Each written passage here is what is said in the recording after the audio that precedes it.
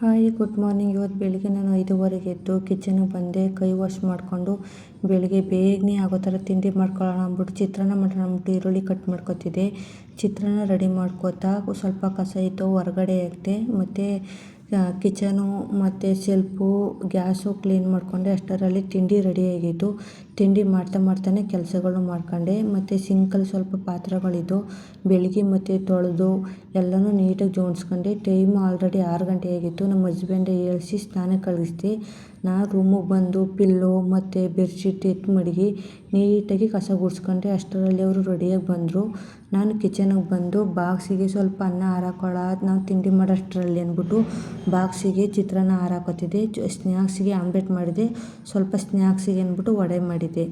ಮತ್ತು ಅನ್ನ ಹಾರಾಕೊಂಡು ಅವರು ರೆಡಿಯಾಗಿ ಬಂದು ಕೂತ್ಕೊಂಡ್ರು. ನಾವಿಬ್ಬರು ತಿಂಡಿ ಮಾಡ್ಕೊಳ್ಳೋಣ ಅಂದ್ಬಿಟ್ಟು ಚಿತ್ರಾನ್ನ ತಟ್ಟೆಗೆ ಹಾಕ್ಕೊಂಡು ಸ್ವಲ್ಪ ಜೊತೆಗೆ ಟೀ ಮಡಿಕೊಂಡಿದ್ದೆ. ಟೀನೂ ಮಡಿಕೊಂಡು ಕುಡ್ಕೊಂಡು ಅವರು ರೆಡಿ ಆದರು. ನಾನು ಕಿಚನ್ಗೆ ಬಂದು ಬಾಕ್ಸಿಗೆಲ್ಲ ತಿಂಡಿ ಹಾಕಿ ಅವರ ಡ್ಯೂಟಿಗೆ ಕಳುಹಿಸಿದೆ.